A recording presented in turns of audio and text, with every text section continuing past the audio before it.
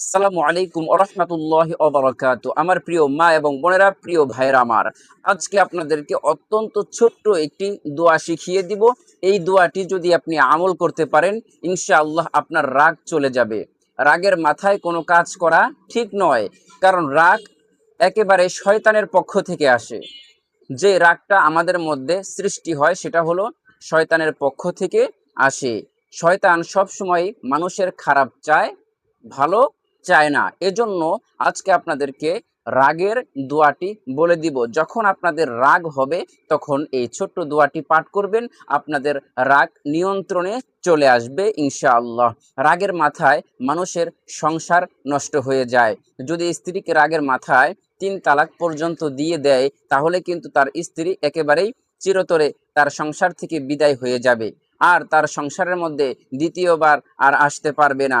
এজন্য আপনার নিজের সংসারকে বাঁচাতে এবং বিভিন্ন আহ, রাগকে নিয়ন্ত্রণ করতে বিভিন্ন আহ, যখন রাগ উঠে তখন আপনি অনেক কিছুই করতে চান, তো ওই সমস্ত আহ, শয়তানি কাজ থেকে আপনি যদি রক্ষা পেতে চান তাহলে অবশ্যই আজকের এই ছোট্ট দোয়াটি শিখে যাবেন ইনশাআল্লাহ। আশা করি এই ছোট্ট দোয়াটি আপনার মুখস্থ আছে, আপনার আমার সবারই মুখস্থ আছে, কিন্তু আপনি জানেন না যে কোন দোয়াটি পাঠ করতে হয় রাগের সময়। সহিহ বুখারী শরীফের মধ্যে এসেছে, যদি কোনো ব্যক্তির রাগ উঠে তখন এই ছোট্ট দোয়াটি পাঠ করবে, ইনশাআল্লাহ তার রাগ চলে যাবে। সেই দোয়াটি হলো আউযু বিল্লাহি মিনাশ শাইতানির রাজিম।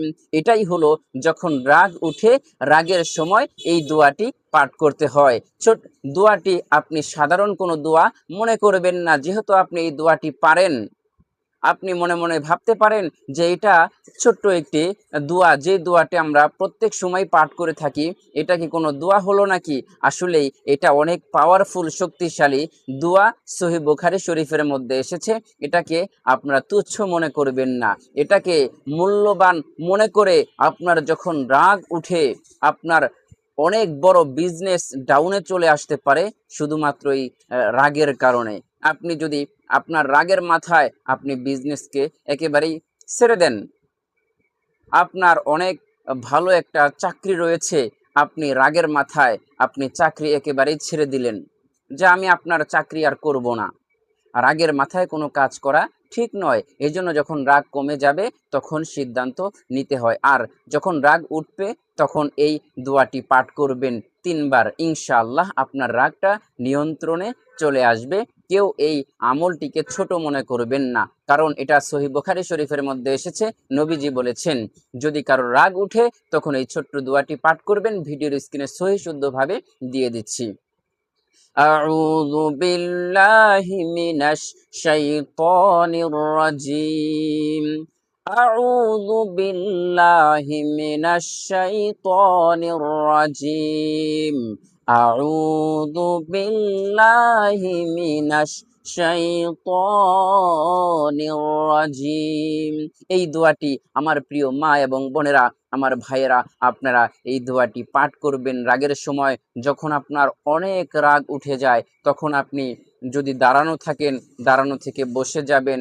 বসার পরেও আপনার রাগ নিয়ন্ত্রণে আসতেছে না, তখন আপনি চোখ বন্ধ করে শুয়ে থাকবেন।